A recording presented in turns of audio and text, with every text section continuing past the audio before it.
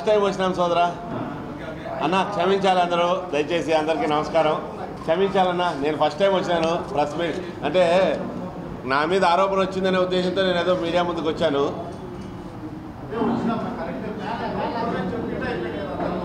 ఈరోజు నా పైన వచ్చిన ఆరోపణలపై వివరణ ఇవ్వదలిచినాను. నిన్నటి రోజు కళ్యాణదుర్గం డిఎస్పీ గారు మారుతి చౌదరి కుట్ర చేసి వీటిని బయటికి తీశాడని చెప్పారు. ప్రభుత్వ ఆదాయానికి గండిపడుతుంటే దాన్ని వెలికి తీయడం కుట్రనా? ఇది మా ప్రభుత్వంలో గత ప్రభుత్వం నుంచి జరుగుతున్న దోపిడీని, గత 4 సంవత్సరాలుగా కళ్యాణదుర్గం నియోజకవర్గంలో జరుగుతున్న దోపిడీని పక్కనున్న మీ సేవా సెంటర్ వ్యక్తులు తెచ్చి కొన్ని పేపర్లు నాకు ఇస్తే వాటిని ప్రభుత్వాధికారులకు పంపినాను నేను. దీనికి ఇదేమైనా కుట్రనా? దీన్ని కుట్ర అని పలు మీడియా ఛానళ్ళలో నా పైన విస్తృతంగా డిఎస్పీ గారు చెప్పినట్లు వచ్చింది. అందుకోసం దాని గురించి వివరణ ఇవ్వదలిచినాను నేను. గత 4 సంవత్సరాలుగా ఈ స్టాంపులపై ట్యాంపరింగ్ ఎలా చేశారో మన ఎస్పీ గారు వివరించినారు. అది ఎలా జరుగుతుందో దాని పక్కనున్న మీ సేవా సెంటర్ వాళ్ళకి పూర్తిగా తెలిసి, గతంలో పక్కనున్న మీ సేవా సెంటర్ని ఈ అబ్బాయి క్లోజ్ చేయించినందువల్ల వాళ్ళకున్న అక్కస్తో వాళ్ళు కొన్ని పేపర్లు తీసుకొచ్చి, అన్న గతంలో ఉషశ్రీచరణ్ గవర్నమెంట్లో మా మీ సేవా సెంటర్ని మూసేయించినారు, ఇవన్నీ వాడు చేసిన తప్పులు, అబ్బాయి చేసిన తప్పులని కొన్ని పేపర్లు తెచ్చిస్తే వాటిని ప్రభుత్వ అధికారులకు అందజేసినాం. Registrations and stamps, excise registrations and stamps IG గారికి అందజేసాం వాటిని. అంతకుమించి దీంట్లో ఏం కుట్ర ఉందో మాకైతే తెలియట్లేదు. డిఎస్పీ గారు ఏ రకంగా అన్నారో డిఎస్పీ గారు సమాధానం చెప్పాలా. ఒకసారి ఏమో మేము అన్ని డాక్యుమెంట్లు వెరిఫై చేశామంటున్నాడు, ఒకసారేమో స్టాక్ హోల్డింగ్ వాళ్ళు వచ్చి వెరిఫై చేశారంటున్నారు, ఒకసారి మారుతి చౌదరి కుట్రపడినారంటున్నారు. ఇందులో ఏది నిజమో డిఎస్పీ గారే సమాధానం చెప్పాలా. అలాగే మా పార్టీ వ్యక్తులపైన కుట్రపడినారు అనే రకంగా కూడా చర్చ చేస్తున్నారు. నేను ఎక్కడే కానీ ఈ రోజు వరకు మీడియా ముందు ఎక్కడే కానీ రాలేదు. నాకు వచ్చిన పేపర్లని అతను గతంలో సాక్షి యాజమాన్యంలో పనిచేసేటోడట, డిజిటల్ సంథింగ్ ఆఫీస్ వర్క్ చేసేటోడంటే ఈ మీసేవ బాబు, కంప్యూటర్కి సంబంధించిన పని సాక్షిలో పనిచేసే అబ్బాయి బయటకు వచ్చి అదే పని ఇక్కడ ట్యాంపరింగ్లు చేసేది మొదలుపెట్టాడు. చేసి ప్రజాధనాన్ని లూటీ చేస్తున్న వ్యక్తి ఆ అబ్బాయి. ఇంకా ఎన్నో నాలా స్టాంప్ ఫీజులు కట్టించుకోకుండా నాలా ఫీజులు కట్టినట్టు కూడా ఆర్టీఐలు అడిగాము అందరిపైన. ఆ అబ్బాయి వైసీపీకి చెందిన వ్యక్తి ఇదంతా చేస్తున్నాడని చెప్పి బయట పెట్టాను. ఇంకా ఈ అధికారులు ఏమో వైసీపీ గవర్నమెంట్ పైన మోతున్నట్టుంది, దాన్ని తీసుకుని మాకు రుద్దుతున్నారు. ప్రభుత్వ ఆదాయానికి 4 సంవత్సరాలుగా గండిపడింది, ఇది ఎంత ఉంది అని తేల్చడి పోయేసి ఇదంతా మారుతి చౌదరి కుట్ర చేసి బయటికి తీశాడని తెలుస్తుంటే దీన్ని ఏమనుకోవాలో కూడా ఆయన డిఎస్పీ గారే సమాధానం చెప్పాలా. అందుకోసమే మీకు అందరికీ పూర్తిగా వివరణ ఇద్దామనేసి ఆయన నాకు ఇచ్చిన స్టాంపులు పక్క మీ సేవా సెంటర్ ఆర్జీ శివశంకర్ గారి మీ సేవా సెంటర్లో పనిచేసే కుర్రాళ్ళు వాళ్ళ ఆ రోజు ఎందుకు మూసేయించారంటే ఆ మీ సేవా సెంటర్ని కూడా రాంభూపాల్ రెడ్డి గారి ఎన్నికల్లో ఓటర్ నమోదు అక్కడ చేయిస్తున్నారు వీళ్ళంతా తెలుగుదేశం వాళ్ళు.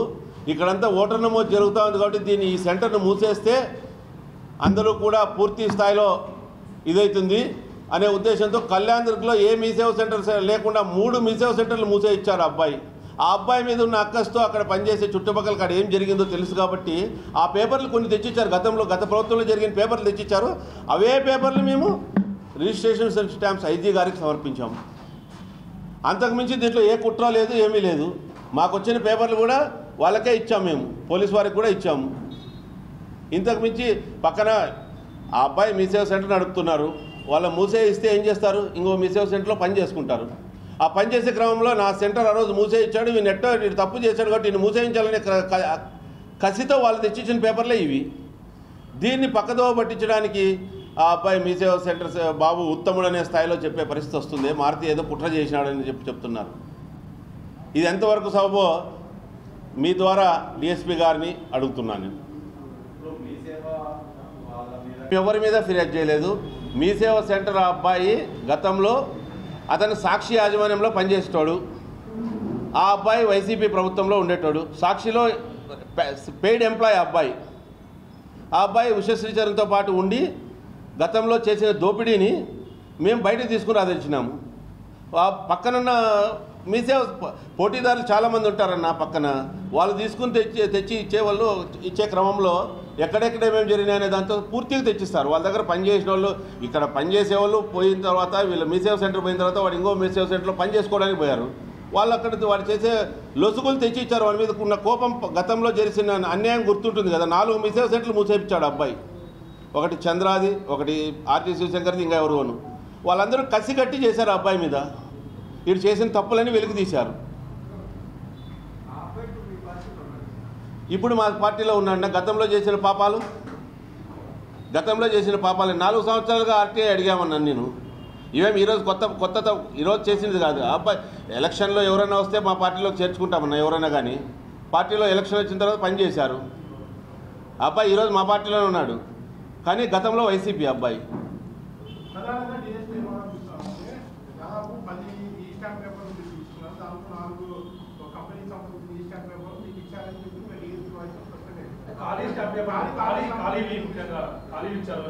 పక్కనున్న మీ సేవ వాళ్ళు అవే మాకేం పేపర్ రూపంలో కాదు, వాట్సాప్ చేశారు. అవే వాటిని మేము ఐజీ గారికి పంపాము. నాకు ఇచ్చిన 10 పేపర్లని కూడా ఐజీ గారికి పంపాము. ఆ 10 పేపర్లు ఏమో కూడా మేము ఐజీ గారికి పంపినవి కూడా ఇక్కడ ఉన్నాయి. దానికి సంబంధించి మీరు ఏదైతే అనుకుంటారో వాళ్ళు ఎవరు ఇక్కడ లేవు దీంట్లోన. ముఖ్యంగా కళ్యాణదుర్గంలో ఉన్న హౌసింగ్ లోన్ తీసుకునే వాళ్ళు చాలామందిని టార్గెట్ చేశాడు అబ్బాయి. దీంట్లో చాలామంది మా వాళ్ళు బాధపడ్డారు. అవన్నీ మళ్ళీ పోయి ఇప్పుడు కళ్యాణదుర్గంలో ఉదాహరణకు ఆయన గ్యాస్ తిప్పేసామనే అబ్బాయి అతను ఉన్నాడు. గ్యాస్ ఏజెన్సీ ఉంది అతనికి. అతను ఏదో లోన్ తీసుకుంటే అతను కడితే బ్యాంకుకు పోతే వాళ్ళు బ్యాంకు వాళ్ళు కనుక్కుని ఆ రోజే తిప్పి కొట్టారు. ఆ రోజు నుంచి వాడిపై దృష్టి పెట్టారు అందరూ. అలాగే నాన్ అగ్రికల్చర్ కన్వర్షన్ చేసే ఉంది. ఇంకా అవన్నీ ఆర్టీఐ అడిగాము. గత ఆర్టీఓ ఇంతకుముందు ఉన్న దాంట్లో ఉండేవాళ్ళు అవన్నీ చూసుకోకుండా ఫేక్గా ట్యాంపర్ చేసిన పేపర్లు తీసుకునేసి చేశారనేసి చాలా అభియోగాలు ఉన్నాయి. వాటన్నిటిని వెలికి తీసే క్రమంలో గతంలో అబ్బాయి వైసీపీ కార్యకర్త, వైసీపీ పార్టీ ఆ ఊర్లోన. మన ఎలక్షన్లో తెలుగుదేశం పార్టీ అధికారం ఎక్కడొస్తుందో, కొంతమంది పొద్దుతిరుగుడు పువ్వుల మాదిరిగా అధికారం ఎక్కడొస్తుందో అటువైపు రావడానికి చేస్తారు. మేము ఈ కళ్యాణదుర్గం నియోజకవర్గంలో 40 సంవత్సరాల నుంచి మేము అక్కడే రాజకీయాలు చేస్తున్నాం. మాకు ఎవరితోనో శత్రుత్వం లేదు. మేము అజాత శత్రులుగా మేము కళ్యాణదుర్గం టౌన్లో ఈ ఏడు నుంచి ఆ ఏడు వరకు ఒక్కనే నడుచుకోమైనా మమ్మల్ని ఎవరు అందరూ అన్న, మామ, బావ, పెద్దనైనా పెద్దమ్మ అని మాట్లాడుకుంటూ పోయేవారు రకం మేము. అలాగని మాతో ఎవరు విరోధాలు, మాకేం విభేదాలు ఏమి ఉండవు. అవతల పార్టీ వాళ్ళు చేశారు కాబట్టి వాటిని పూర్తిగా విశదీకరిద్దాము, ప్రజలకు తీసుకొద్దాం, ప్రజల దృష్టికి తీసుకుపోదాము. ప్రభుత్వ ఆదాయాన్ని గండిపడుతుందనే ఉద్దేశంతోనే మేము బయటికి తీయాల్సి వచ్చింది. మీ సేవ బాబునే మేము అక్కడ టార్గెట్ ఎవరు లేదండి. దీంట్లో టార్గెట్ ఎవరు లేరండి. దీంట్లో టార్గెట్ అనేది లేదు. దీంట్లోన ప్రభుత్వ ఆదాయానికి ఎవరైతే గండి కొట్టారో గత ప్రభుత్వం నుంచి వాళ్ళపైన పూర్తి స్థాయిలో ఆధారాలు తీసుకుని ఐజీ గారికి సమర్పించాము. అంతకుమించి దీంట్లో టార్గెట్ ఏముంటుందండి. దీంట్లోన ఒక ఫ్రాడ్స్టరు అక్కడ ఆఫీస్లో కూర్చుని ట్యాంపర్ చేస్తూ ఉంటే ప్రభుత్వానికి కట్టాల్సిన డబ్బుని, దీంట్లో అసలు బాధితులు ప్రభుత్వం తప్పితే ఇంకెవరు కాదు. దీంట్లో బాధితులు ప్రభుత్వానికి రావాల్సిన ఆదాయం నష్టపోయింది. అంతకుమించి దీంట్లో వేరే ఏం లేదు. దీంట్లోన ఇప్పటిదాకా ఆ రోజు నుంచి ఎవరు ఆధారాలు ఇచ్చేవో లేరు. ఈ రోజైతే ప్రభుత్వానికి వస్తే ఎవరు ఆధారాలు తెచ్చి ధైర్యం వచ్చింది. గతంలో కంప్లైంట్ ఇస్తే చర్య తీసుకుని ఎవరున్నారు చెప్తే అదన్నా చూస్తాం. గతంలో ఎవరు చర్యలు తీసుకోలేదు. ఈరోజు ఆ ఆధారాలు వచ్చినాయి. ఇప్పటిదాకా మాకు ఆధారాలు అబ్బాయి తెచ్చిచ్చాడు కాబట్టి పోయి ఇచ్చామంతే. దాంట్లో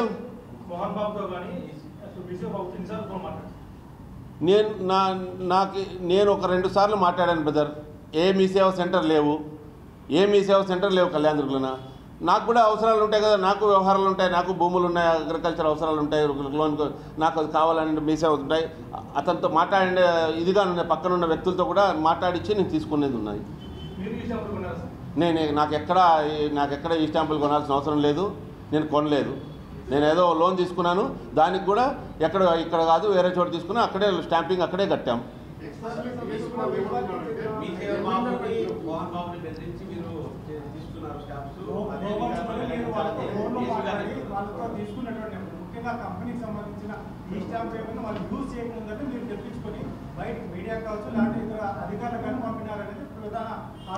నాలుగు సంవత్సరాలుగా యూజ్ చేయకున్న పేపర్లు ఉంటాయండి.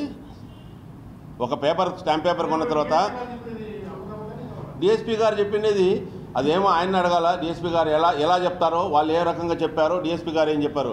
మేము ఎవరికి ₹1 ఇచ్చి లేకపోతే ఒకరిని బెదిరించి చేసి మాకు ఆ బెదిరించే సంస్కృతి మాకు లేదండి. కళ్యాణదుర్గంలో ఏ ప్రజలకి లేదు. నెంబర్ 1.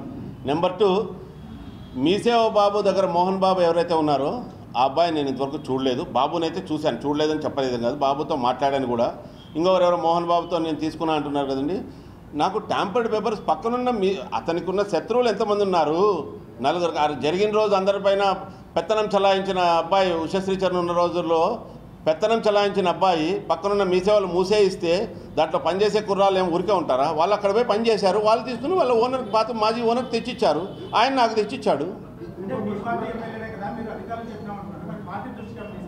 నేను పార్టీ దృష్టికి తీసుకెళ్ళి నేను అధికారులకు ఇచ్చాను. పార్టీ దృష్టికి తీసుకెళ్ళి అధికారులకు ఇచ్చాను. అధికారి అసలు ఇవి ఒరిజినలా కాదా, వీళ్ళు చెప్తున్నది నిజమా కాదా అని తెలుసుకోవడానికి అధికారికి ఇచ్చాం తప్పితే అది ఐజీ గారికి ఇచ్చాం. మేమేమి రాతపూర్వకంగా కానీ ఐజీ గారికి ఇవ్వలేదు. మాకు ఏదైతే ఇచ్చారో ఆ పేపర్లని ఇవి ఒరిజినలా కాదని ఏమైనా పేపర్ ఇస్తే ఇది ఒరిజినల్ కాదని కనుక్కోవడానికి మనకేం తెలుస్తుంది? నేనేం అందులో పండితుని కాదు. అది ఎవరికి సంబంధిత అధికారులకు మాత్రమే ఐజీ రిజిస్ట్రేషన్స్ అండ్ స్టాంప్స్కి ఇచ్చాను. ఇస్తే వాళ్ళు వెరిఫై చేశారు, వాళ్ళు వచ్చి వెరిఫై చేశారు. నేనైతే పంపిన, నేనేం పోయి ఇలేదు, వాట్సాప్ చేశాను సార్ ఇవేమైనా ఒరిజినలా కాదా అని అడిగితే ఇవి వాళ్ళు వచ్చి చెక్ చేస్తే తప్పితే తెలియదు. ఇవన్నీ చెక్ చేసినప్పుడు తేడాలు వస్తుందో తెలిసింది.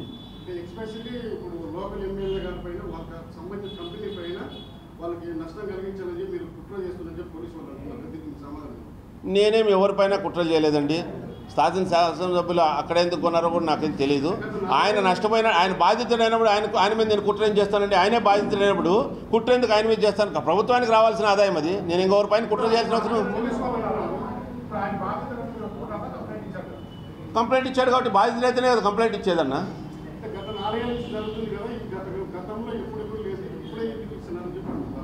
అదే గత 4 సంవత్సరాల నుంచి జరుగుతున్న ఇదిని గతంలో ఎవరు కూడా తెచ్చి ఇవ్వడానికి కూడా భయపడ్డారు. ఎవరైతే ఈ కుర్రాళ్ళు ఇక్కడ పనిచేసే కుర్రాళ్ళు తెచ్చి ఇవ్వడానికి వాళ్ళకి ఈరోజు న్యాయం జరుగుతుందనే ఉద్దేశంతో ఆ పేపర్లు తీసుకుని వచ్చి ఇచ్చారన్న. గతంలో ఎవరన్నా అధికారి కంప్లైంట్ ఇస్తే చర్య తీసుకుంటారని నమ్మకం అయితే ఎవరికీ లేదు. ప్లస్ ఈరోజు వాళ్ళపైన చర్య తీసుకుంటారులే, వీడు గతంలో వైసీపీ కదా ఏదో రకంగా చర్య తీసుకుంటారులే, మా మీ సేవ కూడా ఏదో రకంగా తెరిపించుకోవచ్చులే అనే ఉద్దేశంతో వాళ్ళు ఈరోజు మాకు తెచ్చిచ్చారండి. ఎందుకండి నాకెందుకు ఉంటుంది? మా పార్టీ ఎమ్మెల్యే పైన నాకెందుకు వ్యక్తిగతంగా కోపం ఉంటుందండి? ఒకే పార్టీలో ఉంటున్నాం, వ్యక్తిగతంగా మాకేముంటుందండి?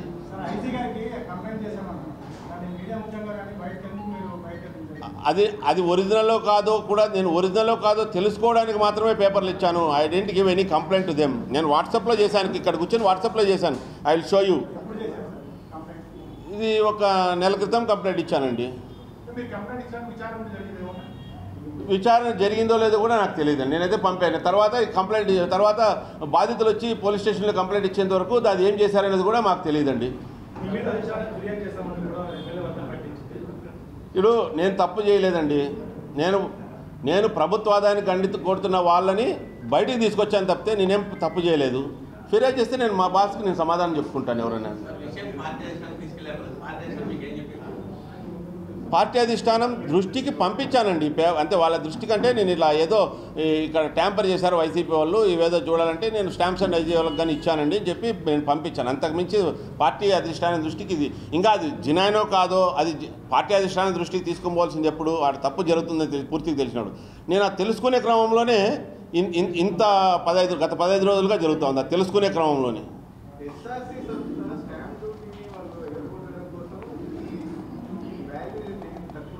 అని ఇది నాకు తెలియదండి. దాని గురించి నాకు తెలియదండి. దాని గురించి.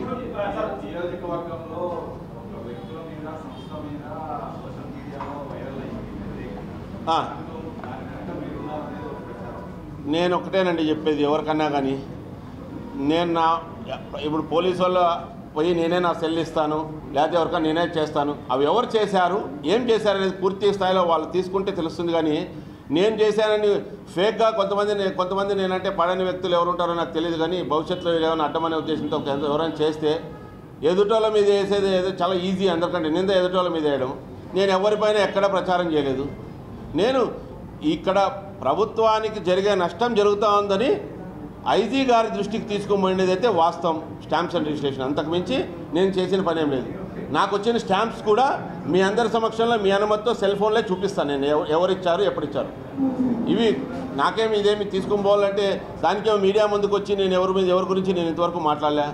కళ్యాణదుర్గలో కానీ ఎక్కడా మాట్లాడలే. నేను ఎక్కడో బెంగళూరులో ఉంటున్నాను చాలా రోజులుగా. నిన్న హడావిడిగా ఇక్కడికి వచ్చి మాట్లాడాల్సి వచ్చింది. నిన్న టీవీలో వస్తూ ఉంటే అబ్బాయి ఇదేదో నేనే చెప్పుకోకపోతే నేను దొంగ అయిపోతా అనే ఉద్దేశంతో నేనే వచ్చి చెప్పుకోవాల్సి వస్తుంది. ఖచ్చితంగా అది చూస్తున్నానండి. డిఎస్పీ గారి మీద కంప్లైంట్ ఇవ్వడానికే నేను చూస్తున్నాను ఇప్పుడు ప్రజెంట్. ఇక్కడ మీడియా సమావేశం తర్వాత ఎస్పీ గారికి కానీ కంప్లైంట్ ఇచ్చి నేను డిఎస్పీ గారు ఈ రకంగా ఎలా చేస్తారు. ఒకసారి ఎస్పీ గారు కూడా ప్రెస్ మీట్ పెట్టి చెప్పారు ఏం జరిగింది అనేసి. మళ్ళీ డిఎస్పీ గారికి ఏ రకంగా పెట్టారో కూడా తెలుసుకోవాలని మేము కూడా ఎస్పీ గారిని అడుగుదాం అనుకుంటున్నామండి. సంబంధం లేదని నేను అనలేదండి ఎప్పుడు కూడా. నేను ఆ పేపర్లు మాత్రమే ఇచ్చానని చెప్తున్నా. ఒరిజినలా కాదా అని చెప్పడానికి మాత్రమే పేపర్లు వాట్సాప్ చేశాను. I never given any complaint to anybody. నేను ఇచ్చినది మాత్రము ఇవి ఒరిజినలా కాదా.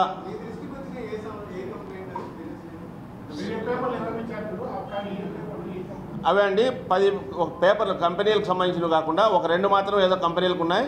మిగతావన్నీ వ్యక్తులకు సంబంధించినవి ఉన్నాయండి.